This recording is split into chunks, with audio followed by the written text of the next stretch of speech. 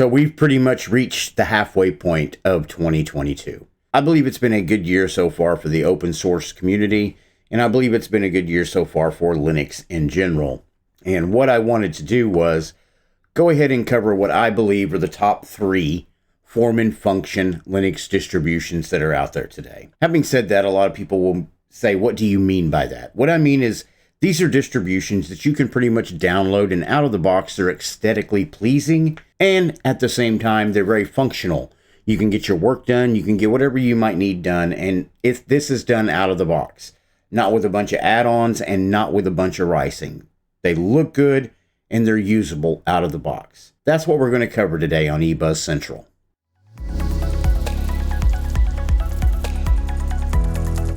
Before we get started with today's video, I want to remind everybody, whether you're a patron of my channel or not, zip on over to my Patreon page, scroll down until you get to the 10,000 subscriber video that I have posted here. Everybody can watch it. I want you to take a look at it. I have to put it on Patreon because there are certain rules on YouTube that I can't break. And let's just say this rhymes with schmiv-away. But anyway, zip on over there, take a look at that video. There's a lot of good information in it. Also, if you haven't had a chance to get on over to the eBuzz Central store, please do. We've got everything from Linux Mint to Arch. T-shirts, hoodies, stickers, mugs, you name it, it's over there. And if there's something that's not on there that you would like to see, drop it in the comments below and we'll do our darndest to get it up there for you. So now let's go ahead and get to that video. Now we are presently on Fedora's website, which is getfedora.org, and I'll be sure to link that in the description below. And when you come over, it just basically lets you know that you can get Fedora Workstation, Fedora Server, and then down here you've got support, resources, documentation, support, and chat. Now the Fedora documentation page, guys, this is a great tool. You can come over here, you've got user documentation for Fedora Linux 35, Fedora Linux 34, or you could even search the docs up here. Let's search for RPM Fusion and hit enter. And then you can finding and installing Fusion. Let's just click on that. And right here, it lets you know how you can install it. To enable a third-party repository, follow the instructions provided for that repository. So you can come down here to RPM Fusion and go up here, and what do you want to put it on? For Fedora 35, you can go over here. These are your free repositories, and then you've also got your non-free repositories. Or you could use a command line setup. Fedora with DNF, Silverblue with RPM Austri. You can just come over here, click those, drag them over to the terminal, you're good to go. It makes things really, really easy. And then you can come up here and do searches for other things that you might want. It makes it simple. Everything's easy to find. The documentation on Fedora is pretty much flawless. It makes anything that you want to do in this operating system quick, and it makes it easy to find. Now, what we're going to do real quick is we're going to zip on over to the desktop. And if you download Fedora, throw it on a USB, put it into a virtual machine, this is the screen you're met with. We're looking at GNOME 42.beta. And I want to get some more information here real quick. So let's go over to settings and we will go down to about so we can look at this. And you will see down here, we're on Fedora Linux 36 Workstation Edition pre-release. And the GNOME version is 42.beta. The Windows system is Wayland out of the box. Now what I do want to do is I want to change the appearance. I want dark mode. So I'm going to go ahead and clip that over. There we go. And if you noticed in the background wallpaper actually got dark as well. So you got that change that comes with it. I just think that cohesive look gives you that feel of polish, gives you that feel of using something that has been professionally made. I mean, even coming to the window borders up here with the rounded corners, I'm generally a pretty hard critic on GNOME. But I do believe they're finally getting things right. I really do. Now what we're going to do right here is we're going to go ahead and close out of this. And you can come up here and click activities to get to that window, or you can just hit your meta key or your Windows key, whatever you might have on your present keyboard. And I heard that they did change the look of the file manager, which I want to look at. Yes, that looks so much better. Do you all remember in older Fedora versions when this would be with the white theme and then you would have like the grayish or tan looking folders? I love the look of this. It's very polished looking. It's very easy to change the window sizes. And I want to let you all know this is vanilla GNOME. I have not added any extensions. We're just using what comes out of the box because I wanted that feel of what it feels like to just use it and not have a bunch of other stuff stacked on top of it. You got your usual suspects over here. You've got your home folders right here, and makes things pretty easy there. So I'm going to go ahead and close out of that.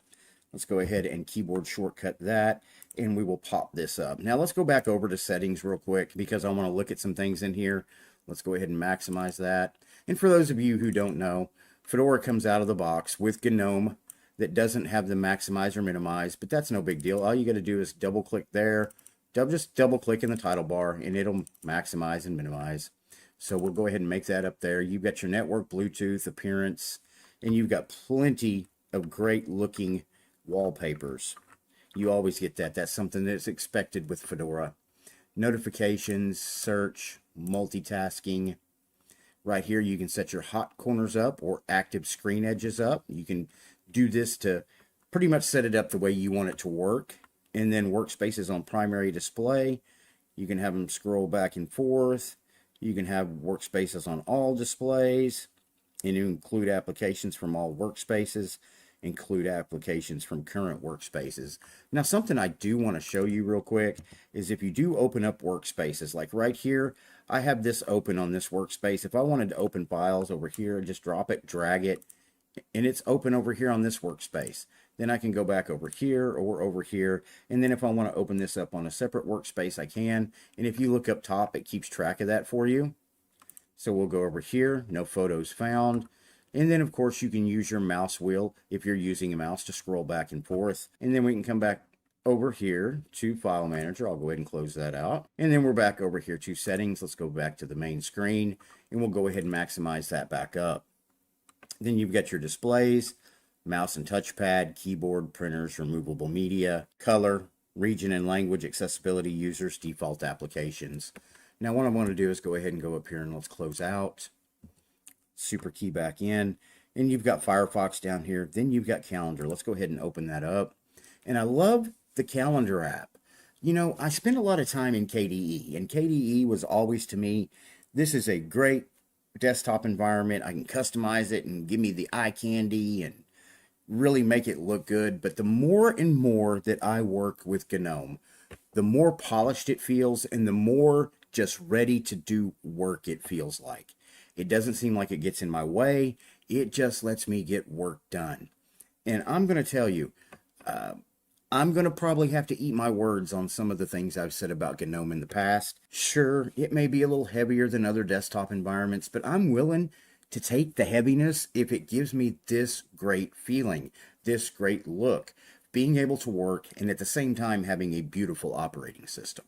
So let's go ahead and close out of that. Back down here, you've got Rhythmbox, you've got your Photos app, you've got files we've already looked at. Let's go ahead and make this full screen here. You got the Fedora Media Writer, your contacts, weather.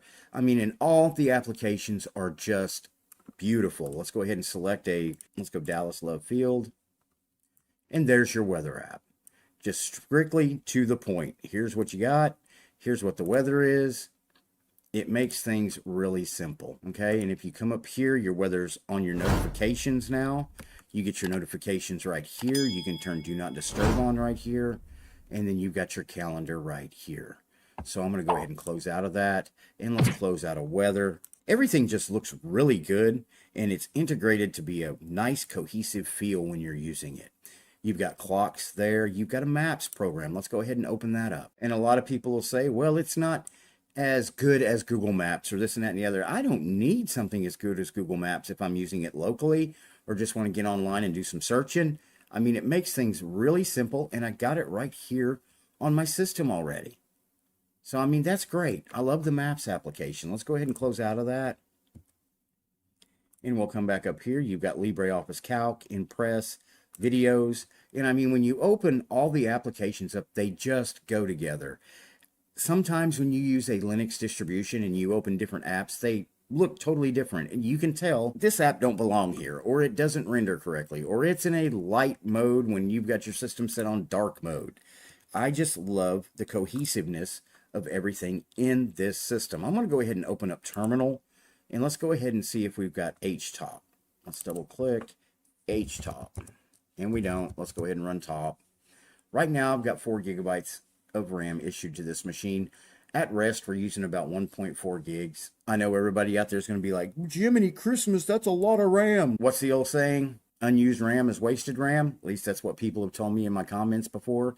I don't mind running a little heavier on resources if I get a professional feel or look on a desktop environment. That's my opinion, and that's what this gives you. It really gives you that feel that you've got a professionally built Linux distribution at your fingertips. And that's probably because it's a downstream version of Red Hat Linux. You know, CentOS is in that family too. So maybe they're taking the right road here and not becoming an Ubuntu/Manjaro with Fedora and just making a good operating system and concentrating on that. So I'm going to go ahead and close out a terminal. Let's open this back up. Then you've got Gnome Boxes down here. That is a great virtualization program. Let's go to the software. And I love their software center. Right here it says enable third-party software repositories, provides access to additional software from selected external sources. Some proprietary software is included. You can enable that if you wanted to. You can authenticate, put in your password, you're good to go. And then you come over here, and like I said, I really love the look of this. You can go up here and look at Explore, you can look at Installed, and it seems that it has populated, and it shows all your installed applications right down here. Everything from Boxes, LibreOffice, and then you could go over to Updates, and that would probably take a little while. Let's go back to Explore, and you can see some of these haven't populated yet. Let's go down here to Codecs, and let's look at Codecs. Yeah, there's your GStreamer codecs. Let's go back over. How about fonts? These haven't populated either. I do have trouble every now and then when I use something like an Ubuntu or something that's Debian based, and it looks like I have the same thing carrying over here on Fedora, that when you try to use the software center in a virtual machine, it just gives you a little bit of pushback. So I'm going to go ahead and close out of this, or maybe just leave it in the background. Maybe it will eventually populate. So let's go down here. Let's open this back up. Text editor, Cheese, and Tour. And then you've got utilities over here. You've got disk usage analyzer, connections, disks, problem reporting, fonts. Now you can, if you want to, if you're used to working with GNOME, download the GNOME tweak tool if you want to make it kind of look and feel more of what you want in a desktop environment. I'm just going with the vanilla feel right now, so you know what to expect out of the box.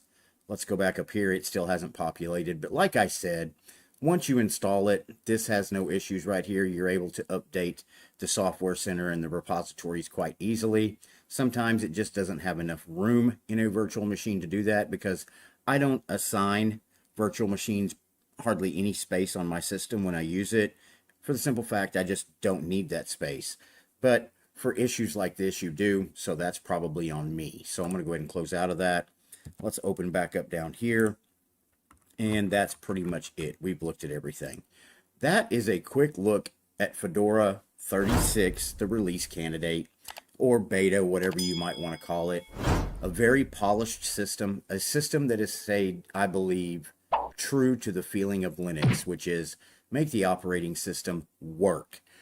It just works. Out of the box, you can pretty much do anything you need to do, with a couple additions of the codecs, which you have to do on Ubuntu as well, so that you can watch video and play music. Their documentation makes that easy to use. You've got the RPM Fusion repository, which is kind of like an AUR, but for Fedora, which makes it easy for you to get packages that aren't available in the Software Center and use them on this system. Just to let you know, I do have DaVinci Resolve installed on that older HP laptop with Fedora, and it was one of the easiest Linux DaVinci Resolve installs I've ever had. It just worked after I installed it. So if you're out there and you're wanting something new, you want a change from what you've been doing, I suggest you zip on over, download Fedora, throw it on a USB, put it in a virtual machine, and take it for a test drive. I think you'll be really impressed.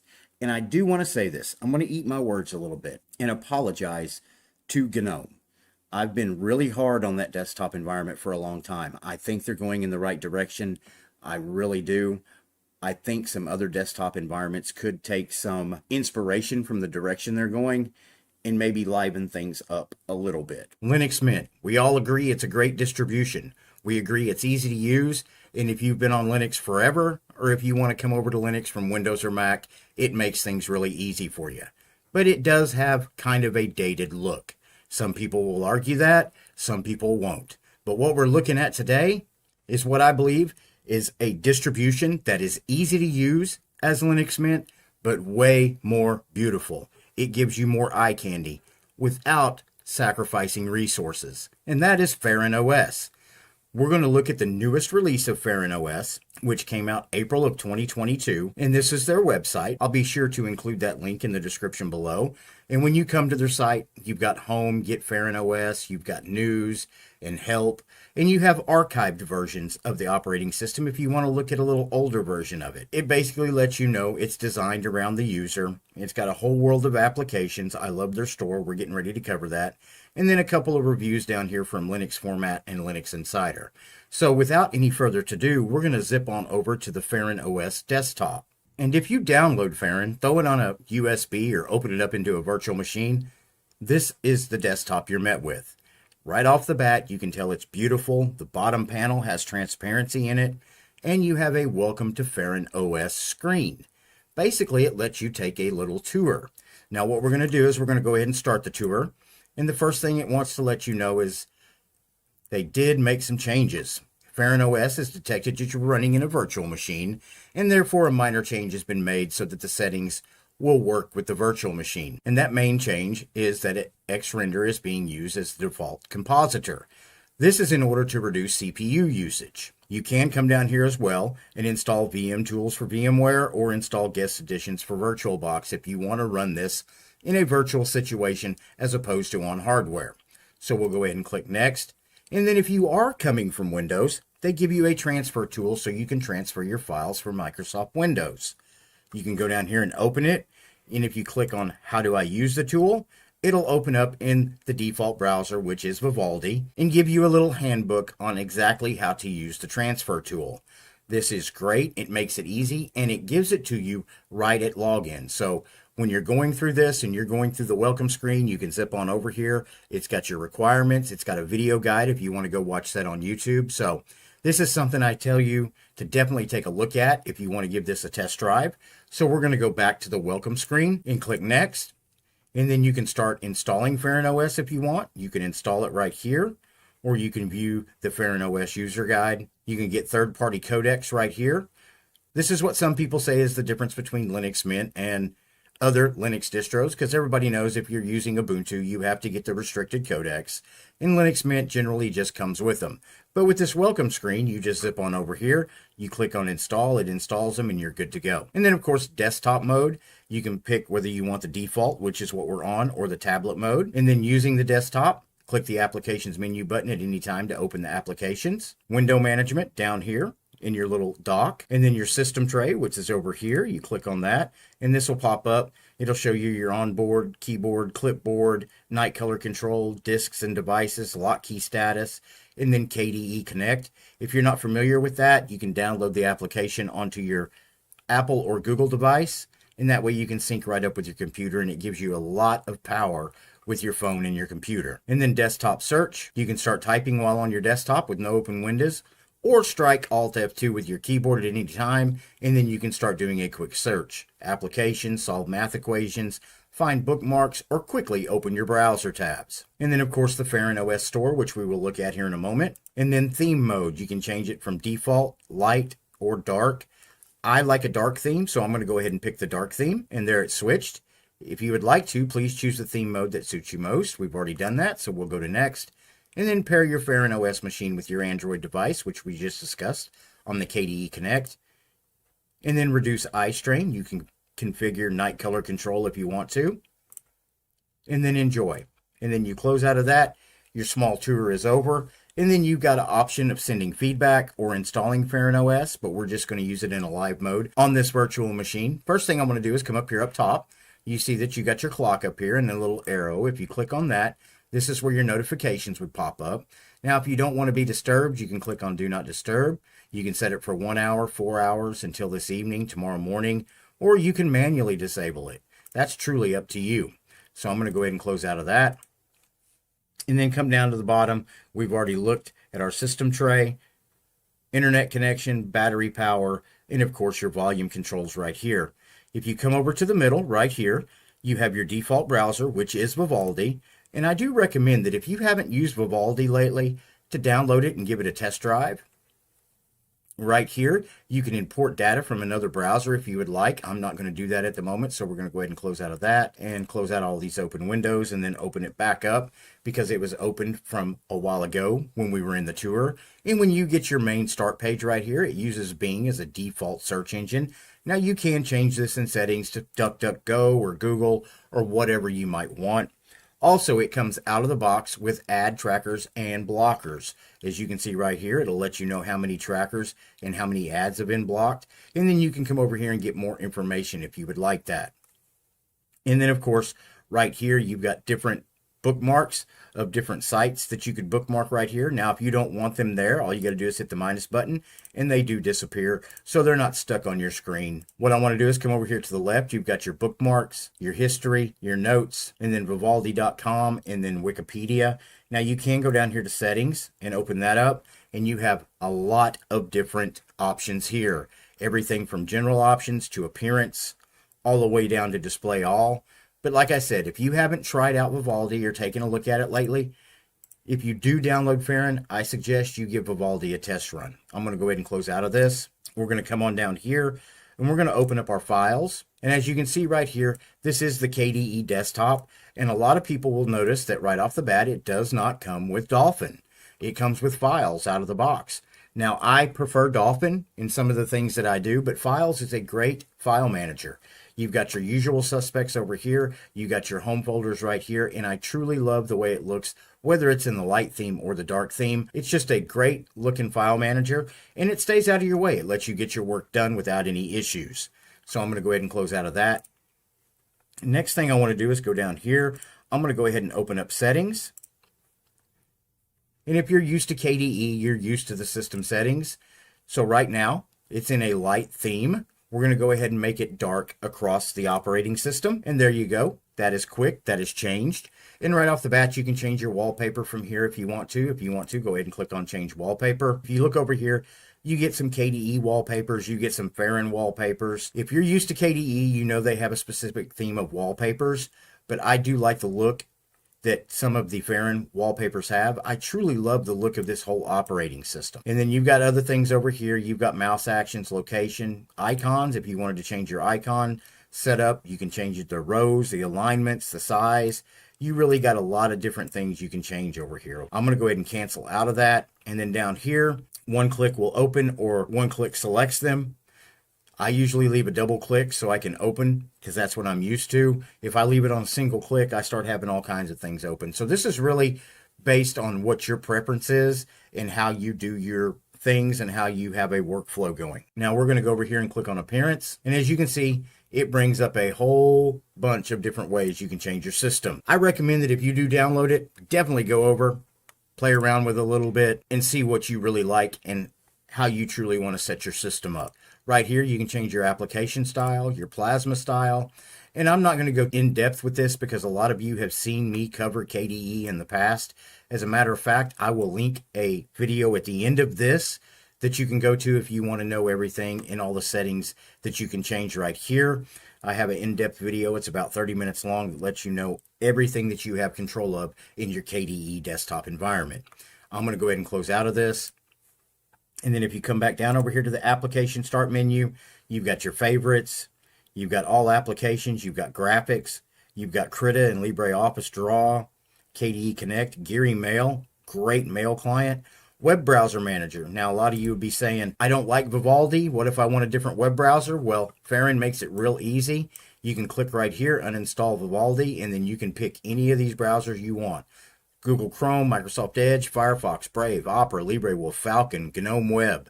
Whatever you might want, you can put on there quickly and be up and running. So just remember that. So we'll come back down here, go back up to Internet, down to Multimedia. You got VLC Media Player. You got the LibreOffice Suite. Settings, you've got your boot repair, Synaptic Package Manager. Let's go ahead and cover that real quick, and then we'll check out their store. Those of you who are familiar with my videos know that I truly love Synaptic Package Manager for one reason and one reason only. You can go up here and do a search. Let's say we were looking for something like OBS Studio. Let's go ahead and reach out there and do that search. There's OBS Studio. You check mark it for installation. It'll let you know what dependencies are required. You mark those dependencies, and then you can come up and click apply and install it. Let's say you wanted to install something else as well. So let's go to Kdenlive. Let's do a search for that. There's Kdenlive. Let's go ahead and mark that for installation. Come down here and mark all the dependencies for installation. And now you can come up here and look that you've got OBS marked, Kdenlive. Then you can apply, and both of them would be installed at the same time. I love Synaptic Package Manager. It's still one of my most favorite package managers out there. It truly makes it easy and quick to install software. I'm going to go ahead and close out of that. What we're going to do is come back down here, go back to Settings, and go to Store. And this is the Fahren Store. I love the way it looks. I do believe it definitely looks way better than Linux Mint's or Ubuntu's. I would say the only store that probably beats it in looks is the Pop Shop on Pop OS.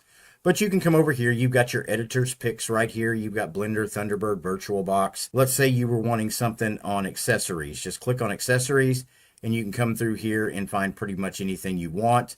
Or you could even go up here and do a search. Let's say we wanted to do OBS Studio. Type that in, and it brings it up right here. Live streaming and video recording software. If you just click on it, you can scroll down. You've got reviews. Got the package information, and it lets you know right here that OBS Studio is a flat pack. So you do have flat packs engaged out of the box. But that's a quick way to get software installed on Fahren OS. Now I want to close out because I do want to show you something else as well. Let's go back to Settings. No, actually, I want to go down to System. And first thing I want to show you is the GW Package Manager. So let's say you go online, you download a Debian package, and you want to install it as opposed to using the Fahren Shop or Synaptic Package Manager. Download it. Once it's downloaded, all you got to do is open it up, right-click it, open it with GW Package Manager, and this package installer will install it.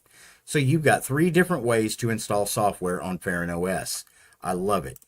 Let's go back down here, go back up to System. I want to go to Console real quick, and I want to see if they have HTOP installed.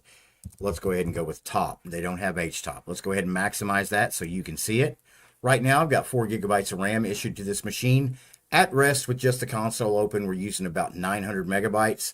That's going to be a little high because we are in a virtual machine. But this is a little heavier than your Linux Mint Cinnamon or whatever you might be using. But at the same time, if you're wanting something that looks a little better, you do give up a little bit in resource usage, but not a lot. I'm going to go ahead and close out of this.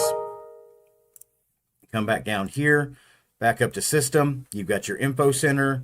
Let's go ahead and click on that. That lets you know this is KDE Plasma 5.24.4. Qt version's 5.15.3, and kernel version is 5.13.0-40 generic. And this is Fahren OS, the April 2022 release. Let's go ahead and close out of that. Come back down here, back into System. You got your login window, System feedback, send feedback. Store we've already looked at, and then you got utilities, you got your calculator, files, and Spectacle, which is your screenshot tool. You also do have the Latte Dock installed, so you can adjust that and play around with that and pretty much make Fahren look any way that you want it to. That, my friends, was a quick look at Fahren OS. I truly believe it's one of the best looking Linux distributions out there.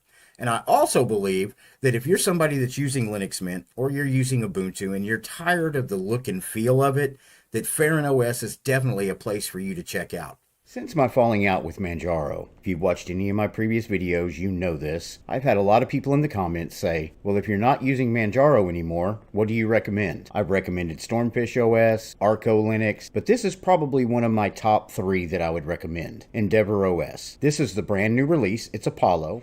Now, if you download Endeavor, throw it on a USB, or put it into a virtual machine, this is the screen you're going to be met with.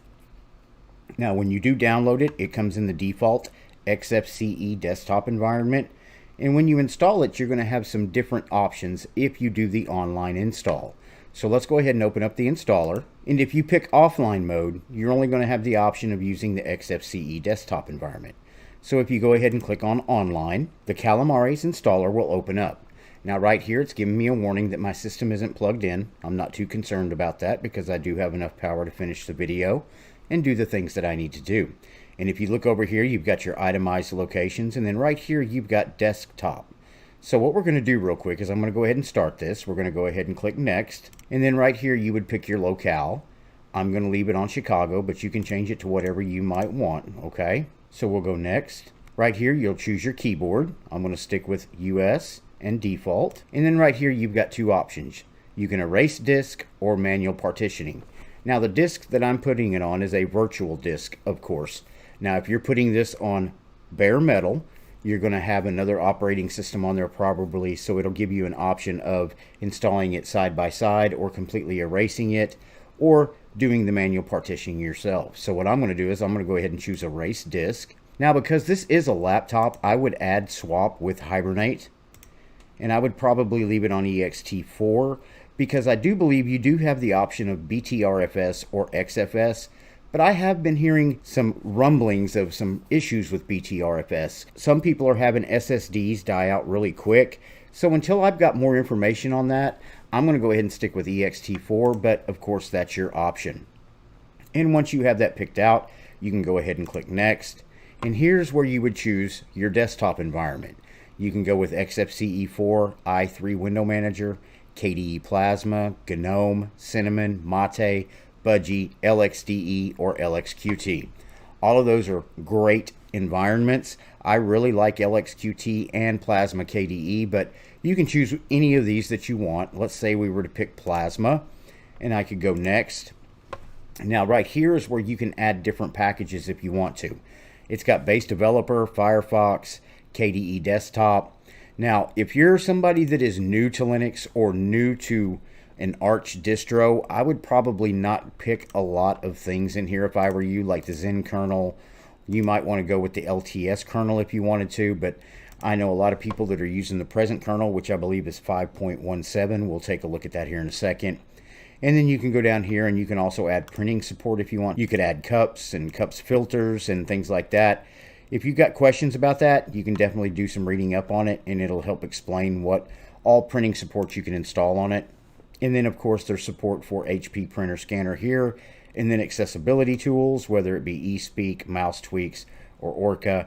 But you can look up through here, pick what's really going to fit you. And if you don't know what some of these items are, you can always Google or Bing it or DuckDuckGo it. And then over here, you would add your user. I'm going to go ahead and next.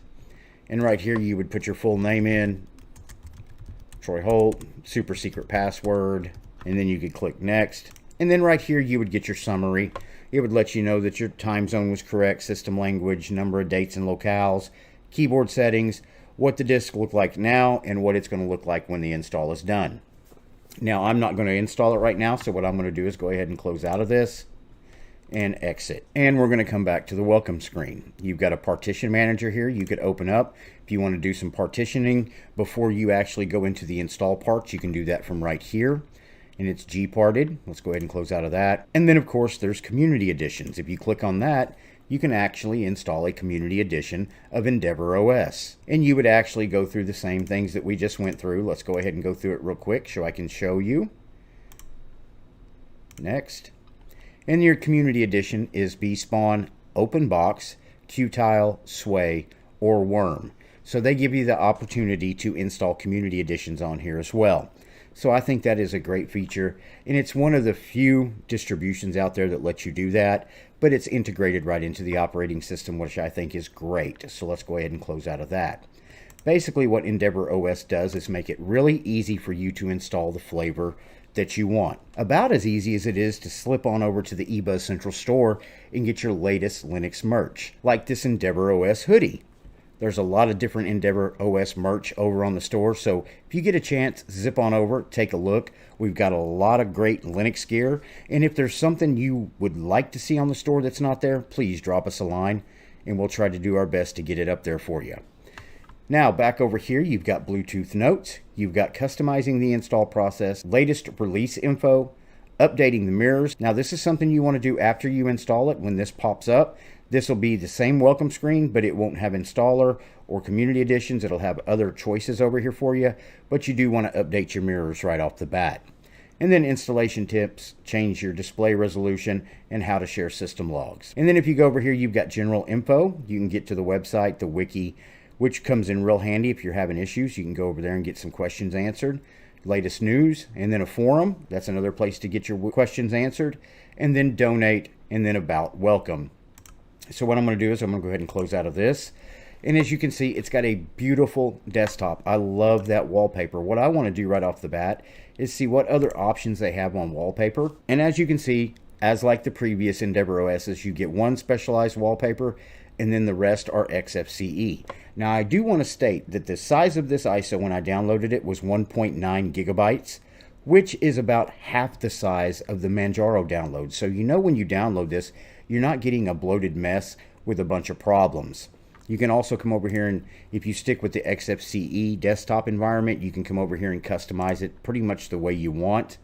Okay, let's go ahead and close out of that. If you come down here, you've got live user, date and time, notifications, percentage of your battery that's left, volume, default zone for your internet, English, and then of course right here you can take a screenshot of the entire screen if you would like to. If you come back over here, you've got Firefox as your default browser. Let's go ahead and take a look at the file manager, and it's Thunar file manager. I love the theme that they use on this. It's just nice, simplistic. It's got kind of an Apple feel to it, but it's not overly relying on that Apple theme, if you know what I mean. There are a lot of different distributions out there that want to make themselves look like a Mac, and I just don't like it. You've got your usual suspects over here, and then you've got your home folders right here. I'm going to go ahead and close out of this, and we're going to zip down and open up the terminal. Now what I want to do right off the bat is see if it comes with HTOP, and it doesn't, so we will go with top. And as you can see, we have 3 gigabytes of RAM issued to this machine. At present, we are using 566 megabytes of RAM, which is extremely light. That's half a gig just to run the operating system with terminal open. I know some KDEs out there that run about 800 to a gig, and then you've got some Gnomes that run in the neighborhood of about a gig and a half. So if you're looking for something that's lightweight, Arch-based, Endeavor OS is definitely something to take a look at. I'm going to go ahead and close out of the terminal. And then if you come down here, we've got that log tool. This is a place right here where you can keep a journal of everything that happens on your system. So that way, if you should run into problems, you can always go back in here, recheck data, check logs, and you can kind of see where something may have went wrong. That way you know where to go back in and fix it. So this is a very handy tool, and it comes right out of the box with this OS. Now if you come down here to the applications menu, you've got favorites, you've got all applications, you do have accessories. You've got an application finder, archive manager, bulk rename, calculator, task manager, development. You've got CMake, icon browser, graphics. You get Ristretto image viewer out of the box. Internet, you've got Firefox. Multimedia, you've got Parole media player, Pulse audio volume control, and then of course you've got your settings. Okay, you've got your display settings, power management, everything like that. If you want to look at the whole settings manager, just open it up. We'll maximize that. You've got different ways over here to change the appearance, and right now your style is arc darker. You could change that if you wanted to. I'm going to leave it. And then of course you can change your icons, adjust your fonts, and then show image on buttons. You've got different settings you can change over there. So I'm going to go ahead and close out of settings, and we will go ahead and go back down here, back into settings. And then you've got session startup, window manager, Yad settings. Now I love Yad. If you're not familiar with Yad, it's a great tool right here. You can definitely tweak the way your system looks. I'm going to go ahead and just maximize it. Width of dialog windows, height of dialog windows. You can really come in here and adjust things and edit them to the exact way you want it. Color of first type marks, second type marks, default theme, you can change that, or default theme for text. You can really come in here and make a lot of different settings and change a lot of different settings and really make Endeavor OS your operating system. And then we will come back down over here and we'll go over to system. You've got firewall, gparted, task manager, XFCE, terminal. Now to install software, you're going to use the terminal, but you can install PayMac on Endeavor OS. It's real simple. If you decide that EndeavorOS is the route you want to go and you download it and you do install it, you can just go in and Google how to install PayMac on EndeavorOS. It's a couple, 2 or 3 lines of commands, and then it's done and you're good to go. And if you're somebody that wants to stay away from PayMac and wants to stay with the terminal and you're choosing EndeavorOS to really figure out how you're going to utilize the terminal in your computer usage, it's a great distro for that. As a matter of fact, they call it the terminal-centric distro, so you should be good to go from there. And that's a quick look at the newest release of EndeavorOS Apollo. What do you think about it? Is it something you might download, throw on a USB, put in a virtual machine and take for a test drive?